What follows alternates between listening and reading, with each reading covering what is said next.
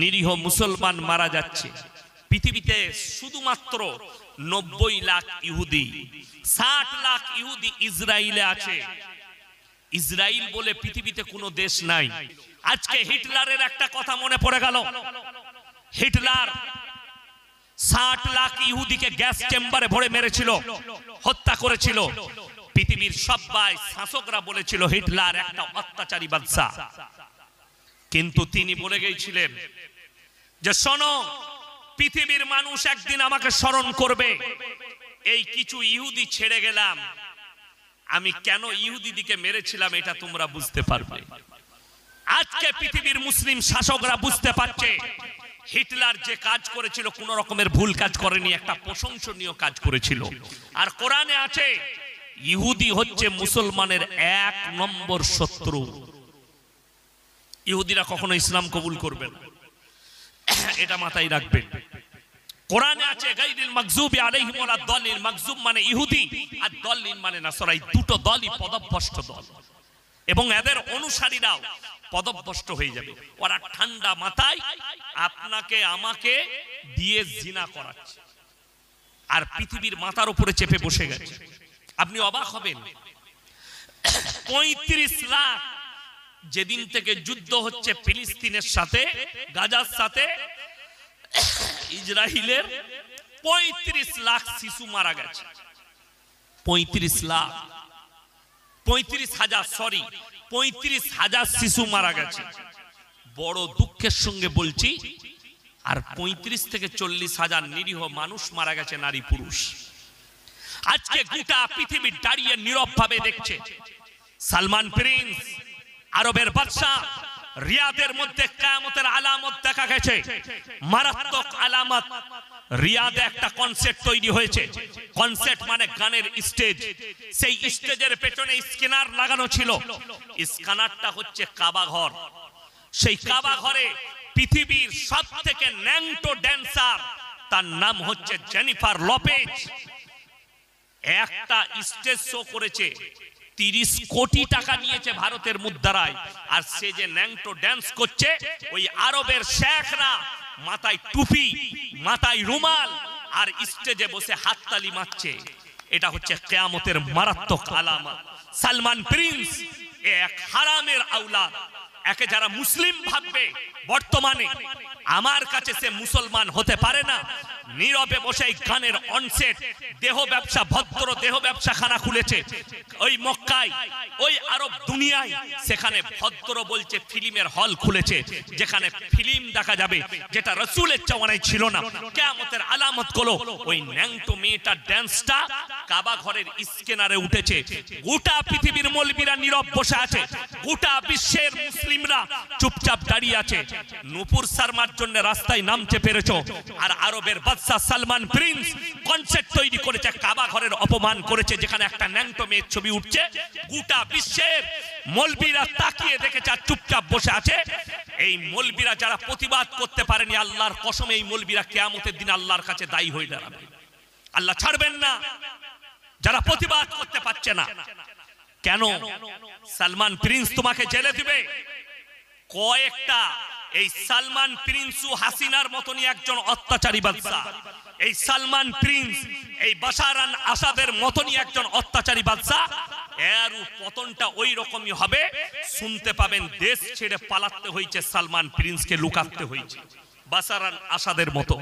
যারা কোরআনের তাওহীন করে, যারা কাবার তাওহীন করে, আপনারা এটা ভাববেন না সে মক্কায় জন্ম নিয়েছে বাদশার বেটা, তার মতো ইমানদার কেউ নাই। বাদশার বেটা জিনা করলে জিনা, বাদশার বেটা অন্যায় করলে অন্যায়। ওই জন্যই হযরতে উমরে ফারুক রাদিয়াল্লাহু তাআলা আনহু আমিরুল মুমিনিন নিজের সন্তানকে গাছে বাঁধা করিয়েছিলেন, বাঁধো, বিচার করো। তিনি ন্যায় বিচার দেখিয়ে গেছেন। শুনে রেখে দেন আমার মুসলিম ভাই, নিয়ত করলেন আমরা কোরআনকে দিল থেকে সরাবো না। জোরে বলুন ইনশাআল্লাহ। নামাজ 5 ওয়াক্তের কম্পালসারি নারী পুরুষের জন্য আপনি পড়ুন। পরকালের জন্য কিয়ামত আপনার কাছে বেঈমান কাফেররা ঠান্ডা মাথায় আপনাকে দিয়ে জিনা করাচ্ছে।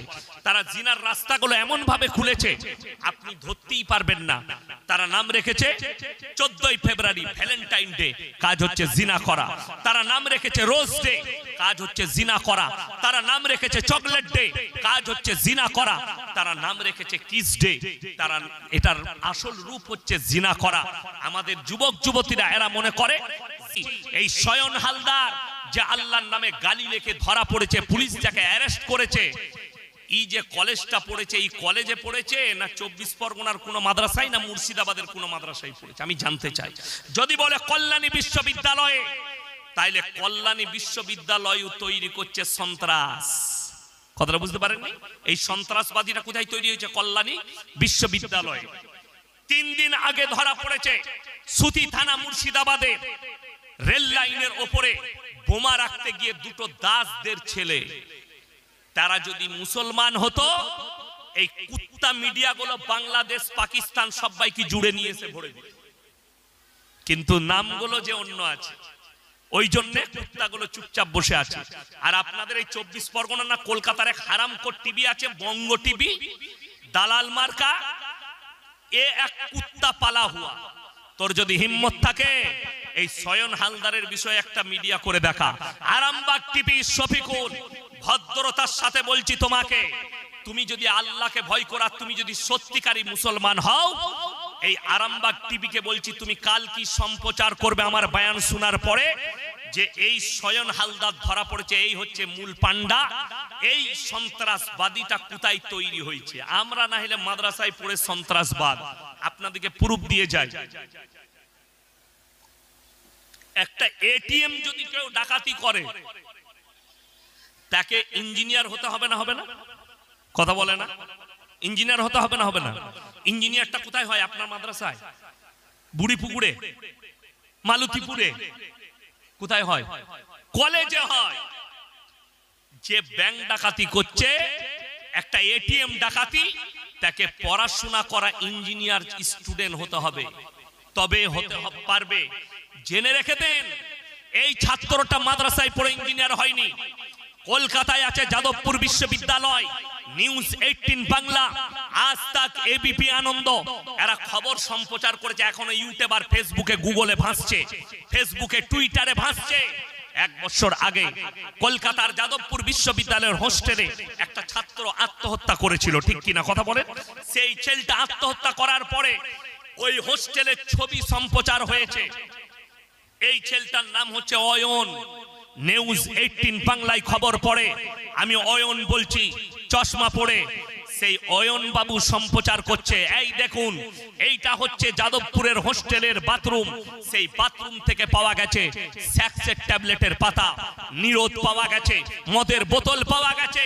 আমি আপনাকে চ্যালেঞ্জ দিয়ে বলে যাচ্ছি, এই শিক্ষিত মানুষ দিকে একটা 24 পরগনার মাদ্রাসার কোন বাথরুম থেকে, আরে বহু দূরের কথা, একটা সিগারেটের প্যাকেট বার করে দিলে আমি ইয়াসিনার জীবনে বক্তব্য দেব। আমরা আমাদের ছাত্রদিকে মদ খাওয়া শিখাই না, জিনা করা শিখাই না। এই মাদ্রাসায় যদি শিক্ষা দেওয়া হয়, তা তাদেরকে প্রথম শিক্ষা দেওয়া হয়, জিনাতে যে রাস্তায় হয় সে রাস্তায় যেও না। মাদ্রাসায় যারা পড়ে, আমরা তাদেরকে শিক্ষা দিই, ইম্মা ইয়াবলুগান্না ইনদাকাল কিবার আহাদুহুমা আও কিলাহুমা ফালা তাকুল্লাহুমা উফি ওয়ালা তানহারহুমা ওয়া কুল্লাহুমা কাওলান কারীমা। তোমাদের মা বাবা যখন বৃদ্ধকালে বৃদ্ধাক্যে পৌঁছাবে, তোমরা এমন করে খিদমত করবে যেমন শিশুতে তোমাদের লালিত পালিত করেছে। সবাই একবার একটা তথ্য দেব, সবাই একবার জোরে সুবহানাল্লাহ বলে। আপনারা গরুর গোশ খান না? গলায় জোর নেই, জোরে বলুন সুবহানাল্লাহ। আমার ভাই, তথ্যটা হচ্ছে আল্লাহর কৃপায়, এই মাদ্রাসার বরকতে, কোরআনের বরকতে, রাসূলের বরকতে, দাড়ি টুপি আলেম উলামার বরকতে, আল্লাহর কৃপায় ভারতবর্ষের মাটিতে মুসলমানদের একটাও বৃদ্ধ বৃদ্ধা আশ্রম নাই। জোরে বলুন সুবহানাল্লাহ। যতগুলো আছে অমুসলিম ভাইদের একটাও নেই। তার বরকতটার কারণ কোনটা? স্কুল কলেজ লয়। কেন? যতগুলো বৃদ্ধ আর বৃদ্ধা আশ্রমে মা বাবা আছে, খোঁজ নিয়ে দেখুন, কলকাতায় গিয়ে, বারুইপুরে গিয়ে, আপনার কলকাতা চিতপুরে গিয়ে যতগুলো বৃদ্ধ বৃদ্ধাশ্রম আছে, সেখানে যারা আছে মা বাবা গুলো, বৃদ্ধ বৃদ্ধা গুলো, ডাক্তারের মা, প্রফেসরের মা, মাস্টারের মা, ইঞ্জিনিয়ারের মা, আইপিএস এর মা, আইসির মা, সব শিক্ষিতদের মা বাবা গুলো আছে। একটাও চাষিবাসীর মা বাবা নাই। আপনি বলছেন শিক্ষা ভালো জিনিস, শুনেলেন আমরা আমাদের বাচ্চাদিকে শিক্ষা দিই কোরআনের শিক্ষা। আল্লাহর কসম, গোটা পৃথিবীর বায়োডাটা আল্লাহ কোরআনে ভরে দিয়েছেন। এই কোরআনের সঙ্গে কেউ সম্পর্ক ছিন্ন করবে না। জোরে হাত তুলে বলুন ইনশাআল্লাহ। আমাদের সম্পর্ক কোরআনের সাথে, আমাদের সম্পর্ক রাসূলের আখলাকের সাথে, আমাদের সম্পর্ক প্রত্যেকটা বাড়িতে যারা আছেন এখানে মুসলিম ভাই কমপক্ষে একটা করে মানে কোরআন কিনবেন। জোরে বলুন ইনশাআল্লাহ। কিনবেন তো ইনশাআল্লাহ।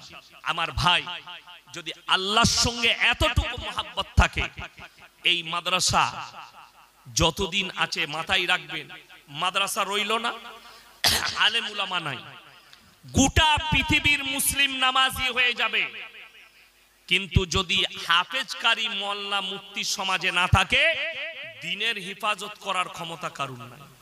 কথাটা বুঝতে পারেন? ওয়াকফ বিল নিয়ে প্রতিবাদ কারা করেছে? কথা বলে না? আলেমরা কলকাতায় দাঁড়িয়েছে। জোরে বলুন সুবহানাল্লাহ।